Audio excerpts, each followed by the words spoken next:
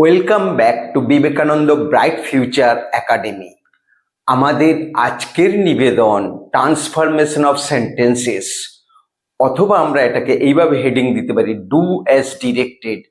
মাধ্যমিক এবং উচ্চ মাধ্যমিক পরীক্ষার একটা অত্যন্ত গুরুত্বপূর্ণ টপিক, যেটাকে বাদ দিয়ে মাধ্যমিকের প্রশ্ন হতেই পারে না।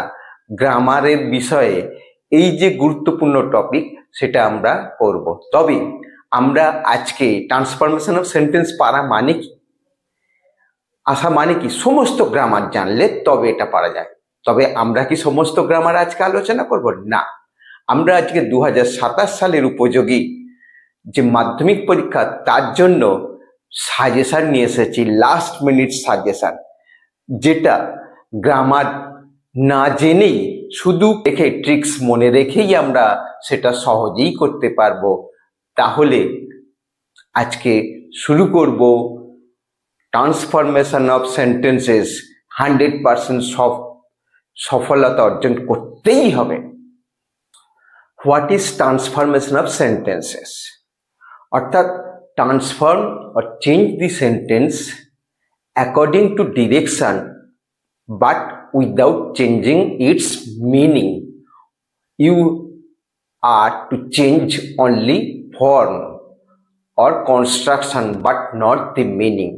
So the first one here is affirmative to negative.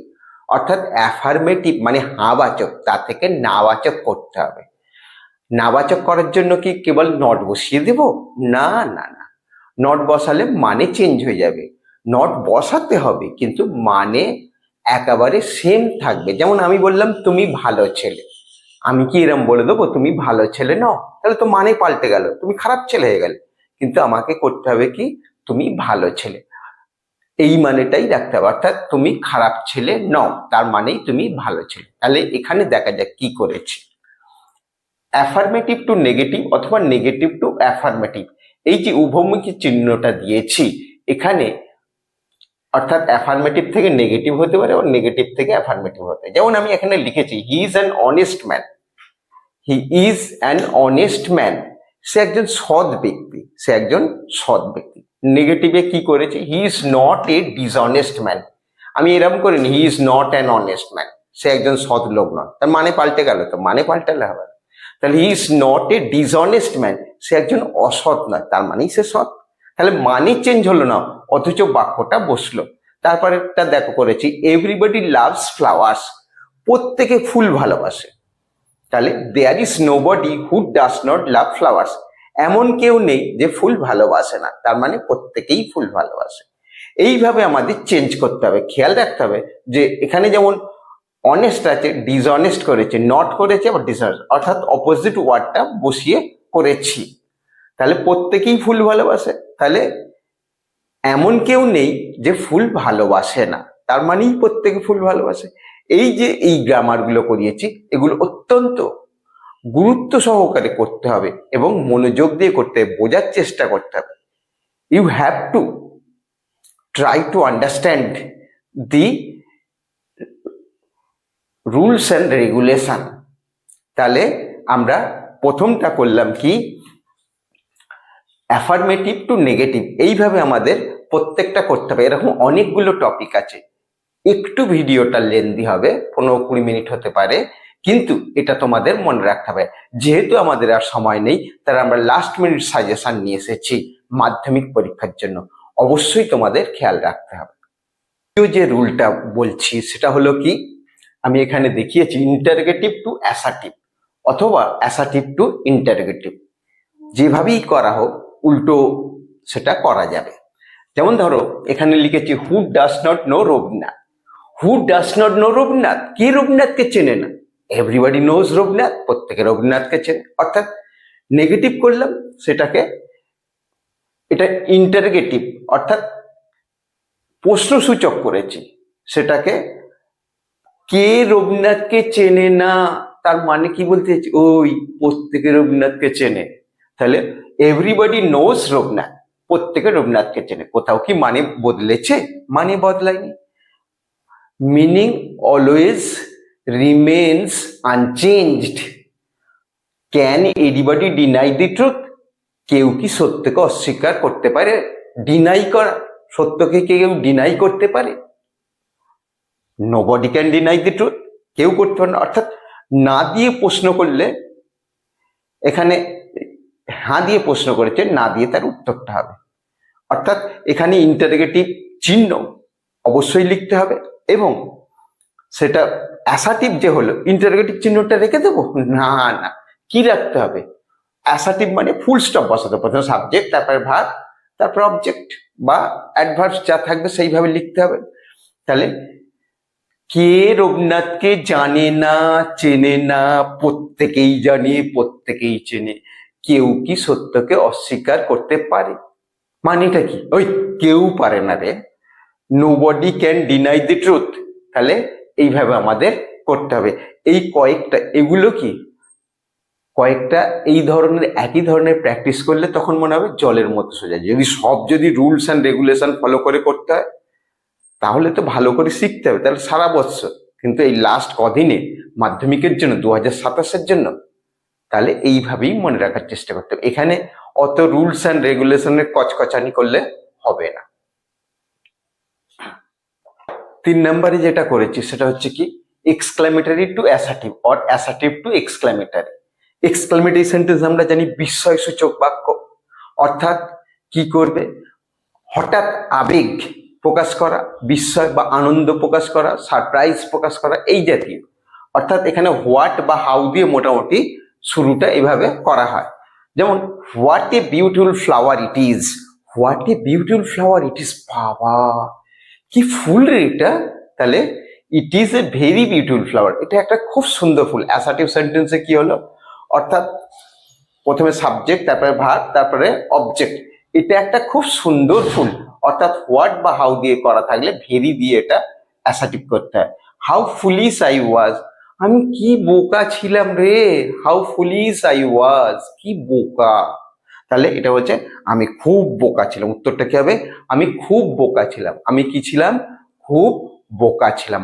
How full I was very foolish, তাহলে হাউ ফুলিশ আই ওয়াজ, আমি কি বোকা ছিলাম। আই ওয়াজ ভেরি ফুলিশ, আমি খুব বোকা ছিলাম। এইভাবেই এটা করতে হয়, এটা সবসময় খেয়াল রাখতে হবে।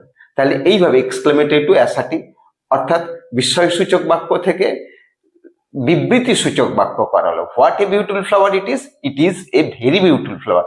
অথবা হাউ ফুলিশ আই ওয়াজ, তাহলে আই ওয়াজ ভেরি ফুলিশ।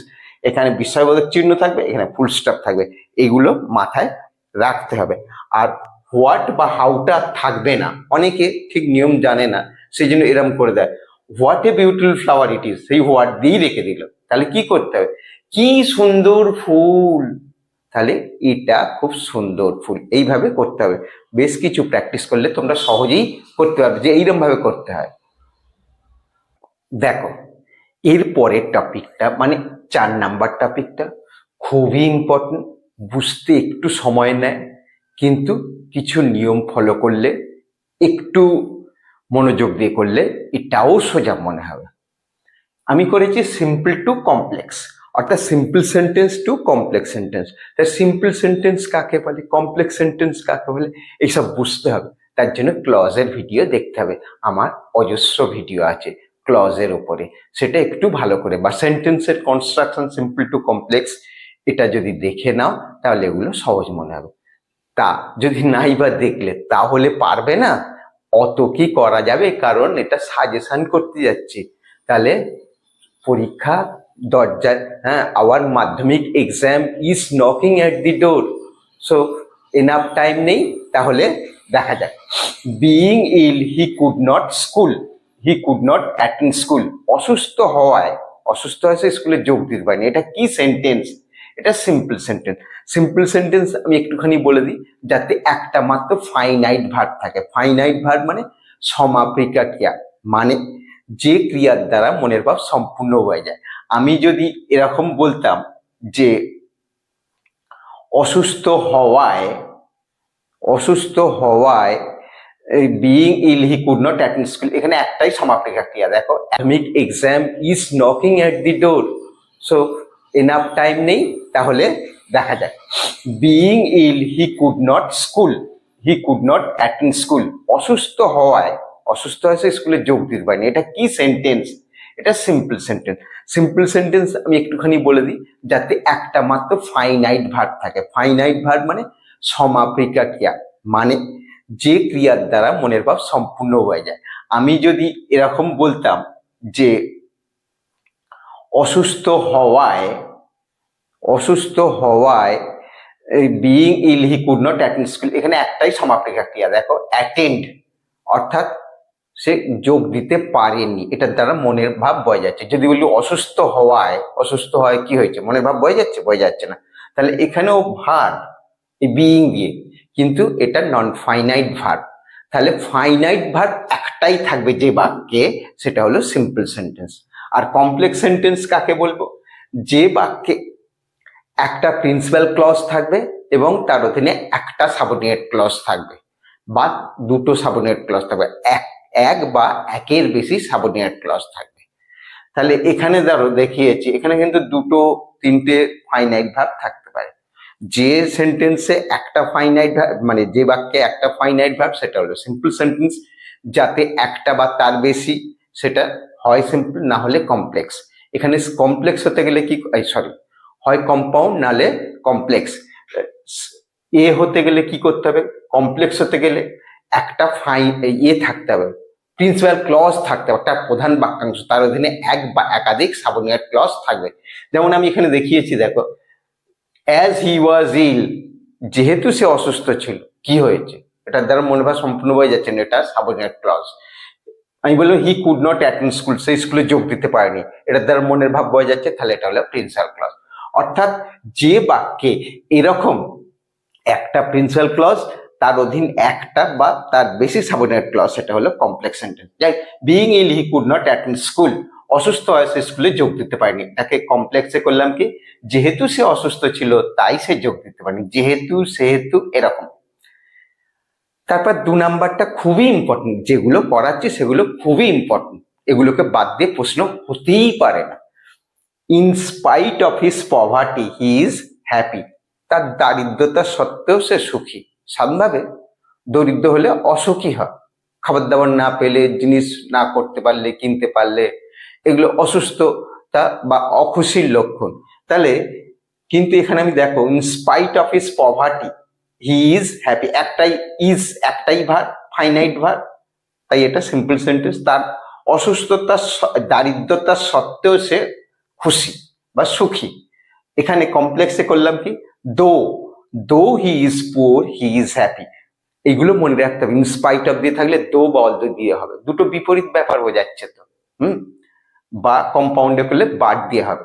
তাহলে তার অসুস্থতা সত্ত্বেও সে সুখী, যদিও সে অসুস্থ, দো বা অল দিয়ে করতে হয়। যদিও সে অসুস্থ, দো he is poor he is happy, যদিও সে গরিব তথাপি সে সুখী। এইভাবে নিয়মগুলো প্র্যাকটিস করলেই, একটু কমাস যে সময় আছে সেটা প্র্যাকটিস করলেই তুমি পারবে, তুমি মালামাল চ্যাম্পিয়ন।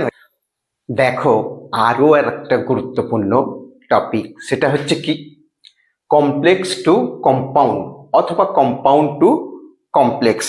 আমি প্রত্যেকটা ক্ষেত্রে উভমুখী চিহ্নটা বসিয়ে রেখেছি, কারণ একটা থেকে একটা করা যাবে, বা ভাইস ভার্সা উল্টোটাও করা যাবে, বা উল্টোটাও আসে, তখন একই নিয়ম ফলো করতে হবে। যেমন কমপ্লেক্স টু কম্পাউন্ড, আমি কমপ্লেক্স সেন্টেন্সটা একটু আগেই বললাম কি, অর্থাৎ যাতে একটা প্রিন্সিপাল ক্লজ থাকবে, যে বাক্যে একটা প্রিন্সিপাল ক্লজ থাকবে, তার অধীনে একটা বা তার বেশি সাবঅর্ডিনেট ক্লজ থাকবে। কম্পাউন্ড সেন্টেন্সটা হচ্ছে কি, প্রত্যেকটাই প্রিন্সিপাল ক্লজ থাকবে, প্রত্যেকটা সেন্টেন্সের মধ্যে, মানে বাক্যটা ক্লজই, অর্থাৎ প্রত্যেকটা ক্লজ কি করতে হবে, সিম্পল করতে হবে, সিম্পল সেন্টেন্স করতে হবে, এবং কানেকটিভ কনজাংশন দ্বারা যুক্ত করতে হবে, কানেকটিভ কনজাংশন দ্বারা যুক্ত করতে হবে। যেমন কি বললাম, কম্পাউন্ড সেন্টেন্স বললাম, প্রত্যেকটা সেন্টেন্সই হবে সিম্পল সেন্টেন্স বা প্রিন্সিপাল ক্লজ, এবং সেখানে কানেকটিভ কনজাংশন থাকবে, প্রত্যেকটার মধ্যে একটা করে কানেকটিভ কনজাংশন থাকবে। তাহলে কমপ্লেক্স বললাম কি, একটা প্রিন্সিপাল ক্লজ, তার অধীনে একটা। যেমন কমপ্লেক্স টু কম্পাউন্ড, আমি কমপ্লেক্স সেন্টেন্সটা একটু আগেই বললাম কি, অর্থাৎ যাতে একটা প্রিন্সিপাল ক্লজ থাকবে, যে বাক্যে একটা প্রিন্সিপাল ক্লজ থাকবে, তার অধীনে একটা বা তার বেশি সাবঅর্ডিনেট ক্লজ থাকবে। কম্পাউন্ড সেন্টেন্সটা হচ্ছে কি, প্রত্যেকটাই প্রিন্সিপাল ক্লজ থাকবে, প্রত্যেকটা সেন্টেন্সের মধ্যে মানে বাক্যটা ক্লজই, অর্থাৎ প্রত্যেকটা ক্লজ কি করতে হবে, সিম্পল করতে হবে, সিম্পল সেন্টেন্স করতে হবে এবং কানেকটিভ কনজাংশন দ্বারা যুক্ত করতে হবে, কানেকটিভ কনজাংশন দ্বারা যুক্ত করতে হবে। যেমন কি বললাম, কম্পাউন্ড সেন্টেন্স বললাম, প্রত্যেকটা সেন্টেন্সই হবে সিম্পল সেন্টেন্স বা প্রিন্সিপাল ক্লজ এবং সেখানে কানেকটিভ কনজাংশন থাকবে, প্রত্যেকটার মধ্যে একটা করে কানেকটিভ কনজাংশন থাকবে। তাহলে কমপ্লেক্স বললাম কি, একটা প্রিন্সিপাল ক্লজ, তার অধীনে এক বা একাধিক সাবঅর্ডিনেট ক্লজ। আর কম্পাউন্ড সেন্টেন্সের মধ্যে একাধিক প্রিন্সিপাল ক্লজ কেবল কানেকটিভ কনজাংশন দ্বারা যুক্ত থাকবে। এইটা যদি মনে রাখতে পারি তাহলেই এটা সহজ হয়ে যাবে। দেখো কি করেছে প্রথমটা, দো হি ইজ পুয়ার, যদিও সে গরিব, হি ইজ অনেস্ট, সে সৎ। দো হি ইজ পুয়ার এটা subordinate clause, he is honest, সে সৎ। এখানে একটাই কি আছে, প্রিন্সিপাল ক্লজ আছে, একটা সাবঅর্ডিনেট ক্লজ আছে, তাই এটা কি সেন্টেন্স, কমপ্লেক্স সেন্টেন্স। এটা কম্পাউন্ড করেছি, he is poor but honest, সে গরিব কিন্তু সৎ। হি ইজ পুয়ার একটা বাক্য, হি ইজ অনেস্ট আর একটা বাক্য, দুটোই কি স্বাধীন বাক্য, প্রিন্সিপাল ক্লজ, কেবল কানেকটিভ কনজাংশন এই বাট দ্বারা যুক্ত করেছি। তাহলে আর মানে কি চেঞ্জ হয়েছে? না, মানে চেঞ্জ হয়নি। বলেছি যদিও সে গরিব তথাপি সে সৎ, সে গরিব কিন্তু সৎ, সে গরিব কিন্তু সে সৎ, অর্থাৎ কম্পাউন্ড হলো অথচ মানেও চেঞ্জ হলো না। আমার এইভাবেই করতে হবে। Though he is poor, he is honest, he is poor but honest. তারপরটা দেখো করেছি, অ্যাজ হি ওয়াজ ইল, যেহেতু সে অসুস্থ ছিল, হি কুড নট অ্যাটেন্ড স্কুল, সেহেতু সে স্কুলে যোগ দিতে পারেনি, যেহেতু সেহেতু কমপ্লেক্স। এখানে কি করেছি, একটা দেখো, হি কুড নট অ্যাটেন্ড স্কুল, সেই স্কুলে যোগ দিতে পারেনি, তাদের মনের ভাব সম্পূর্ণ হয়ে যাচ্ছে, এটা প্রিন্সিপাল ক্লজ। আর অ্যাজ হি ওয়াজ ইল, যেহেতু সে অসুস্থ ছিল, এটা তার মনের ভাব বয়ে যাচ্ছে না পুরো, তাই এটা হলো কি সাবঅর্ডিনেট ক্লজ।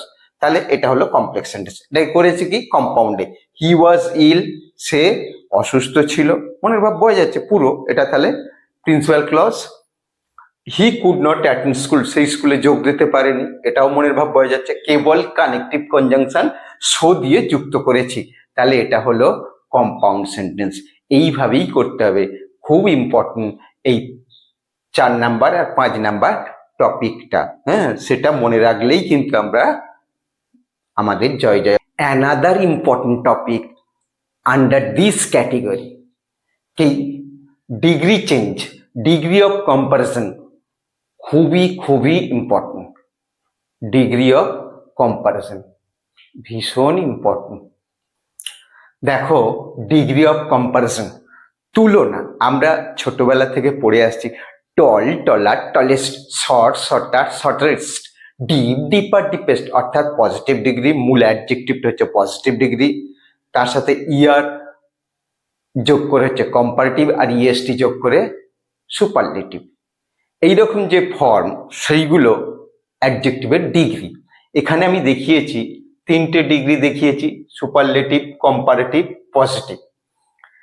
আমার শেখার জন্য এটা অনেকটা সময় দিলে ভালো হয়, হ্যাঁ, এই জন্য আমার শুধু ডিগ্রি চেঞ্জের উপর ভিডিও আছে, তোমরা সেখান থেকে দেখে নিতে পারো, অথবা এখানে যেটা বলেছি সেটা একটু মন দিয়ে শোনো।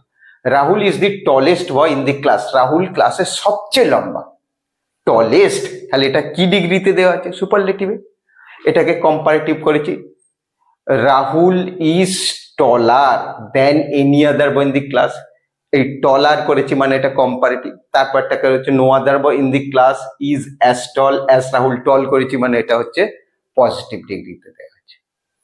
তাহলে এইটা আমায় খেয়াল রাখতে হবে, Rahul is the tallest boy in the class, Rahul ক্লাসের সবচেয়ে লম্বা বালক, রাহুল ক্লাসের সবচেয়ে লম্বা বালক, এটাকে সুপারলেটিভ ডিগ্রি করেছে। এটাকে কম্পারেটিভ করেছি, Rahul is trawler, Rahul is taller than any other boy in the class, Rahul ক্লাসের, রাহুল সবচেয়ে লম্বা ক্লাসের মধ্যে, রাহুল ক্লাসের যে কোনো বালকের থেকেই লম্বা। মানে কি চেঞ্জ হলো? না, মানে চেঞ্জ হলো না, এইটাই খেয়াল রাখতে হবে, মানে কখনো চেঞ্জ হবে না। তাহলে মানে কি এক জায়গাও চেঞ্জ হলো?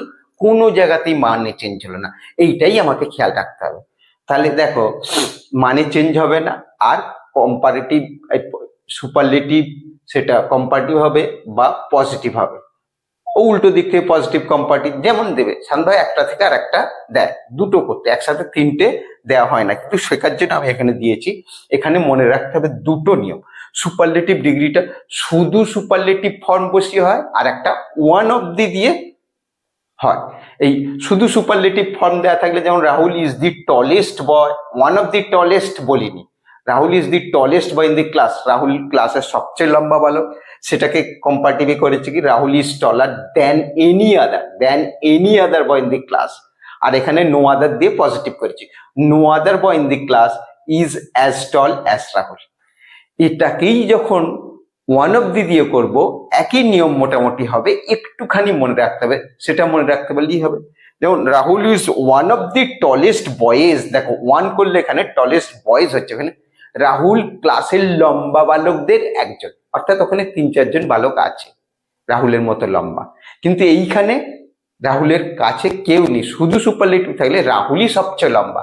আর এটাতে কি করছে, ক্লাসের লম্বা বালকদের মধ্যে রাহুল একজন, ওয়ান অফ দি টলেস্ট।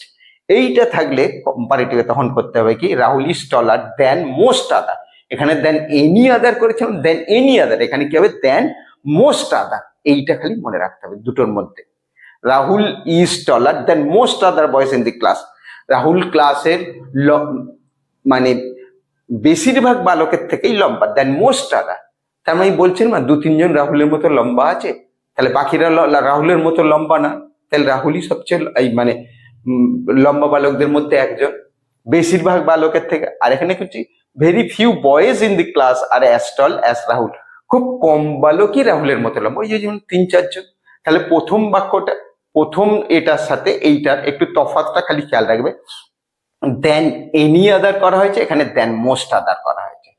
এখানে নো আদার দিয়ে শুরু হয়েছে, এখানে ভেরি ফিউ দিয়ে শুরু হয়েছে, very few boys in the class আর, এখানে কিন্তু ইজ আছে এই বাক্যটাতে, খুব কম বালক অর্থাৎ 2-3 জন, তো সেই জন্য প্লুরাল তো হবেই বাক্যটা, very few boys in the class are as tall as Rahul.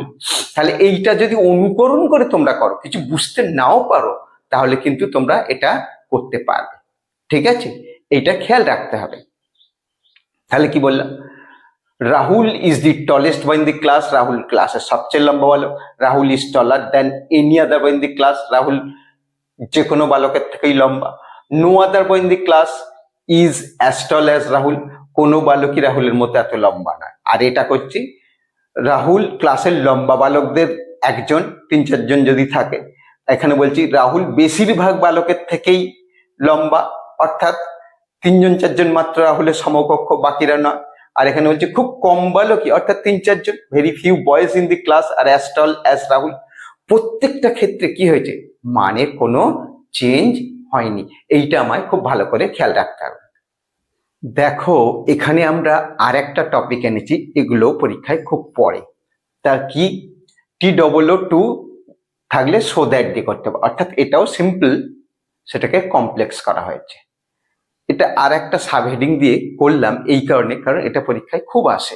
এরকম ভাবে দেখো, he is too weak to walk, সে এত দুর্বল যে হাঁটতে পারে না, he is too weak to walk, সে এত দুর্বল যে হাঁটতে পারে না, মানে চেঞ্জ করিনি। দেখো he is so weak that he can not walk, সে এত দুর্বল যে হাঁটতে পারে না, অর্থাৎ মানে একই রইল, কি হয়েছে সিম্পলটা কমপ্লেক্স হয়েছে। এই TOO দিয়ে মাত্রাতিরিক্ত তো বোঝায়। এখানে দেখো ইজ একটাই ফাইনাইট ভার্ব এই বাক্যে, যদিও আর একটা ভার্ব আছে ওয়াক, কিন্তু টু ওয়াক, অর্থাৎ এটা সিম্পল সেন্টেন্স, কারণ একটাই ফাইনাইট ভার্ব আছে।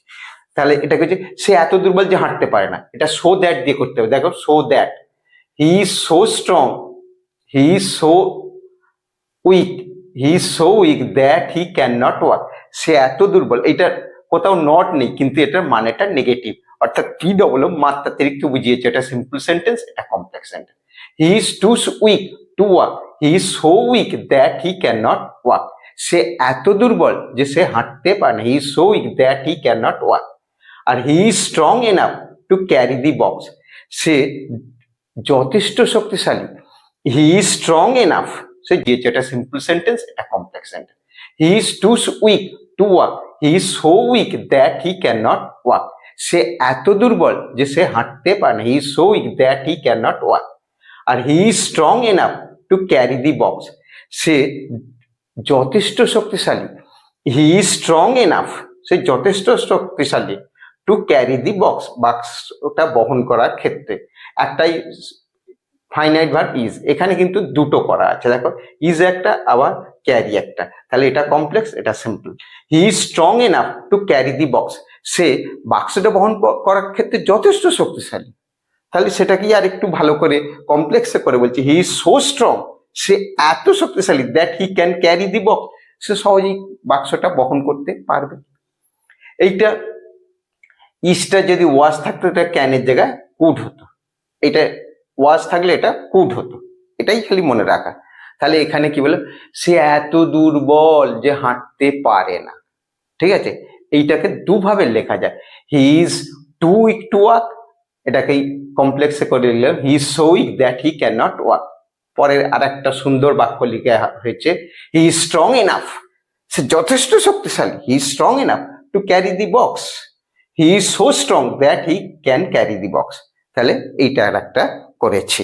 আচ্ছা, আরো একটা বা দুটো বা তিনটে এরম আরো কিছু নিয়ম এই ক্যাটেগরির মধ্যে পড়ে, ডু অ্যাজ ডিরেক্টেড মধ্যে পড়ে, সেগুলো আর করিনি। যেমন ভয়েস চেঞ্জ, আমার অজস্র ভিডিও আছে, তোমাদের পছন্দের যে কোনো একটা ভিডিও দেখে নেবে। ন্যারেশন চেঞ্জ, অজস্র ভিডিও আছে, দেখে নেবে। কারণ এইগুলো যদি এখানে আলোচনা করি তাহলে আমার এটা বিরাট হয়ে যাবে, তাই সেগুলো আর এখানে আলোচনা করলাম না। এই ক্যাটেগরির মধ্যে এগুলোও পড়ে, আরো পড়ে, যাই মোটামুটি এইগুলো করলেই আমি এতে যথেষ্ট ভালো নাম্বার পাবো। তাহলে ভালো করে শিখলে 100 পাবো, কেন পাবো না, হাম কিসি সে কাম নেই। তাহলে আমি হয়তো গ্রামার সব জানি না, কিন্তু এই নিয়মগুলো ফলো করলেই আমি পারবো। তাহলে আমরা আজকে কি শিখলাম? আমরা শিখলাম বা আমরা এই ক্যাটেগরিতে পড়লাম transformation of sentences do as directed, এই হেডিং এ পড়বে।